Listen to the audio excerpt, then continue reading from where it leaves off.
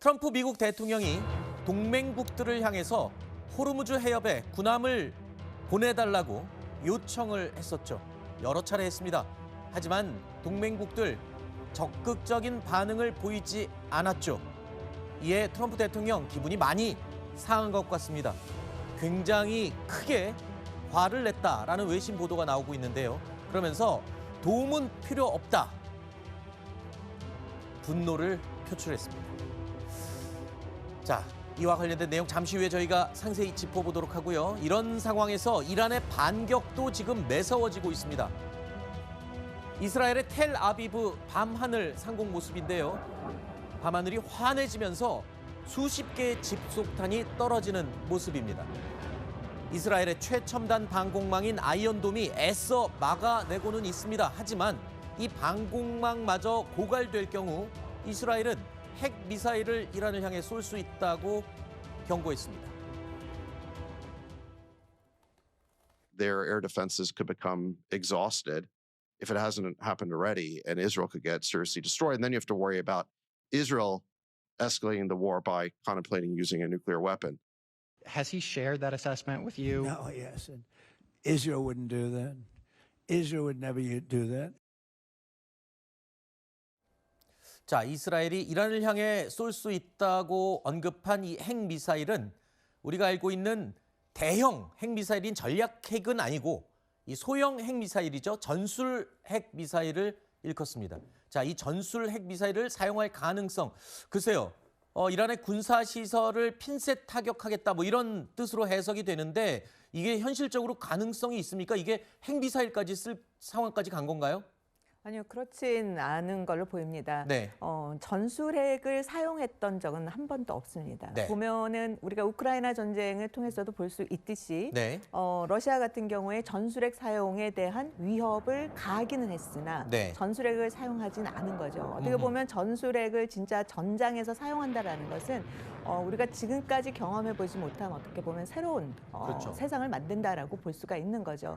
그렇기 때문에 전술핵과 관련돼서 억지와 관련돼서 그전에는 냉전 시대 때는 전략핵 중심으로 상대 국가의 전략적 균형을 맞추고자 했다면 지금은 이제 전술핵, 실제로 전장에서 사용할 수 있다라는 점을 초점을 맞추면서 전략핵에서 이제 전술핵 쪽으로 넘어오면서 전략적 균형을 맞추려고 하는 거죠. 네. 그런 측면에서 보면 북한도 전술핵 능력 역량 강화 부분에 초점을 맞추고 있습니다. 네. 일단은 트럼프 대통령도 이스라엘이 이 전술핵까지 사용하지는 않을 거다. 뭐 이렇게 보고 있는 상황인데요. 자, 일단 반면에 이스라엘도 지금 반격을 계속하고 있죠. 이란의 고위 인사들을 잇따라 제거하고 있습니다. 현재 이란의 권력 정점에 있는 모스타바를 제거하기 위한 주변 정리를 하나씩 차곡차곡 하면서 지금 정점으로 치닫고 있죠. 그러니까 오른팔 왼팔 그리고 군사의 주요 위치에 있는 사람들을 하나씩 지금 이스라엘이 제거하고 있습니다. 다음 타겟은 당연히 모스타바가 될 수 있다. 이런 경고겠죠. 네, 그래 보입니다. 지금 보면은 솔레이마니 같은 경우에는 민병대의 최고 네. 최고 지도자인 거고 라라자니 같은 경우에는 최고 안보회의를 통해서 실질적인 모든 그 하메이니 사망 이후에도 네. 모든 거를 주도를 해왔던 인물인 거죠. 보면은 이란이 전쟁 상황 하에서의 주요 정책 결정자들이 차례로 지금 사망하는 모습은 이란 혁명수비대 안에서도 물론 모스타바가 최고 지도자로 임명됐다고 하지만 네. 그 안에서도 굉장히 어떻게 보면 불안정한 어떻게 보면 지도부 체제의 정책 결정과 관련돼서는 흔들릴 수 있는 상황을 만든 거라고 볼 수가 있고요. 네. 결국에는 이게 차례차례로 결국엔 제거되는 이러한 모습이 모스타바에게도 굉장한 심적인 압박이 될 뿐만 아니라 모스타바와 관련된 어떻게 보면 세웠던 그 인물들에게도 역시 또 하나의 위협으로 볼 수가 있을 것 같습니다. 그렇군요. 자, 이번에 이스라엘과 함께 전쟁을 시작한 트럼프 대통령 앞서 지금까지 볼 수 없을 만큼의 분노를 폭발했다라고 말씀을 드렸죠. 트럼프 대통령은요, 우리나라를 포함해서 7개 동맹국에 군함을 파견해달라고 강하게 요청과 압박을 했습니다. 심지어 호소까지 했었는데요. 하지만 그 어느 나라도 이에 선뜻 응하지 않고 있습니다. order done. But I can say this, and I said it to them. We will remember. If we ever needed help, they won't be there for us. And if we need their mine boats or if we need anything, they should be jumping to help us. 자, 전해지는 내용에 의하면 트럼프 대통령 측근들이 말하기로는 지금까지 볼 수 없을 만큼의 극대노를 했다. 뭐 이렇게 지금 외신에서 나오고 있습니다. 자, 일단 저런 얘기를 전파한다는 거는 그만큼 또 재압박을 하는 의미로 받아들여지거든요. 그렇죠. 지금에 보면은 트럼프 대통령이 SNS를 통해서 시작한 어떻게 보면 동맹 국가들에 대한 파병 요청과 네. 관련돼서 지금 각 국가별로 EU에서도 반응을 보이고 있고 또 우리나라랑 일본 또 지금 반응을 보이고 있는데 이런 것이 트럼프 대통령 입장에서는 지금 만족스러운 반응들이 하나도 안 나오고 있는 상황인 그렇죠. 거죠.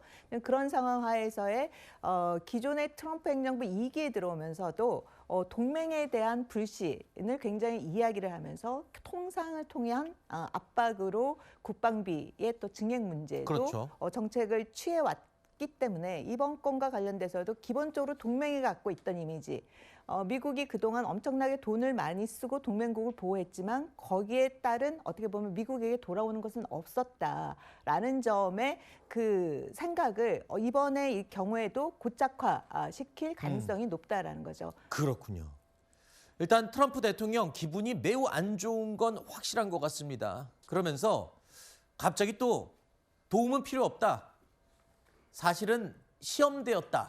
이렇게 말합니다. 그러면서도 또 나토와 몇몇 나라들에 실망했다면서 콕콕 집어서 또 불만을 쏟아냈습니다. We don't need too much help, and we don't need any help, actually. This was a great test, because we don't need them, but they should have been there. Thousands of soldiers in different countries all over the world, and they don't want to help us, which is amazing. I'm disappointed in NATO, very disappointed. I'm disappointed in a couple of other countries, too. 이란 전쟁의 출구도 그닥 보이지가 않는 상황이고 그렇다고 동맹국들도 적극적으로 도와주지 않고 있는 상황입니다. 답답하겠죠. 자, 그러면서 이렇게 하나씩 꼭꼭 집어서 얘기하고 이번 일은 시험대에 불과했다. 이거는 우리가 너희들 떠본 거야. 앞으로 어떻게 될지 몰라. 뭐 이런 일종의 경고 같은데 전쟁 말고 안보 문제 말고도 경제적으로도 앞으로 어떤 이 압박을 할지 아무도 모릅니다. 특히 우리는 한반도에 안보와도 직결돼 있지 않습니까? 또 안보뿐만 아니라 최근에도 계속 관세를 통해서 관세 압박을 해오지 않았습니까?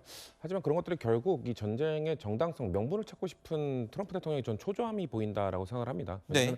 미국 내에서도 지금 반전 여론이 계속 높아지고 있고 특히나 트럼프 대통령의 주축, 그 지지 세력인 마가에서도 이 전쟁에 그렇게 탐탁치 않아 하는 게 부분이 있거든요. 네. 세계 경찰 노릇 좀 그만해라라는 게 마가 세력들의 주장이기 때문에 그런 상황 속에서 지금 군사력이 부족하니까 파견해달라는 게 아니라 전쟁의 명분이 있다는 것을 마가 세력에게 어떻게 보면 들이밀기 위해서 네. 파견을 하라고 한 건데 안 한 거고. 근데 그렇다고 해서 말씀하신 것처럼 그러면은 너 기억하고 있다가 너네들 나중에 내가 관세 보복할 거야. 이건 일종의 압박일 뿐이고 네. 나중에 관세 보복하기 쉽지 않을 겁니다. 지금 사실 관세 협상 관련돼서도 관세의 그런 것들 연방대법원이 지금 브레이크를 건 상황이기 때문에 네. 국내 정치적 상황이나 지지 세력들의 지금 분열 이런 것들로 봤을 때 트럼프 대통령이 지금 초조하기 때문에 저러는 것이지 실제 다른 국가들에게 저는 실질적인 압박을 가하기에는 쉽지 않을 거라고 보고 있습니다. 네. 일단 유럽 국가들은 호르무즈 파병을 공개적으로 거절을 한 모양새입니다. 그리고 우리나라는 이제 먼저 선택해야 될 일본의 상황을 지켜봐야 될 아주 중요한 시점입니다. 왜냐하면 20일, 오는 20일 미일 정상회담이 예정돼 있죠. 여기에 지금 다카이치 총리가 굉장히 고민을 안고 트럼프를 만나러 가는 걸 겁니다. 여기서 뭐 갖가지 이 협상을 하기도 하겠지만 당장 파병 문제가 핵심이 될 것 같거든요. 이거는 뭐 일본, 우리나라뿐만 아니라 유럽 국가들도 일본이 어떤 결정을 내릴지는 다 지켜보고 있을 것 같아요. 네네. 공교롭게도 지금 굉장히 우리와 유사한 입장에 있는 일본이 미일 정상회담을 통해서 지금의 이 파병 문제와 관련돼서 어떻게 돌파구를 찾아낼 것인가가 이제 중요한 대목이 되지 않을까라는 생각이 듭니다. 근데 보면 일본에게도 기본적으로 몇 가지 좀 한계는 있는 것 같아요. 우리 한국이랑 같이 인태 지역에서 주요 미국의 동맹 축이자 또 이란 호르무즈 해협을 통해서 석유 수입량이 많은 국가이기도 하죠. 네. 근데 동시에 일본 같은 경우에는 평화헌법이지 않습니까? 네. 이 평화헌법에서 전쟁 지역에서의 직접적으로 일본이 공격을 받지 않은 상황에서 군함 요청에 군사적인 지원을 하러 간다는 건 굉장히 헌법과 충돌되는 그런 그렇죠. 문제가 발생을 하는 거죠. 그렇기 때문에 2019년에도 미국에서 그러한 호르무즈 해협의 위기가 올라왔을 때 요청을 받았을 때 일본이 사용했던 법은 자위대법이었어요. 네. 그러니까 자위대법 82조에 기반해서 결국에는 일본의 선박의 안전한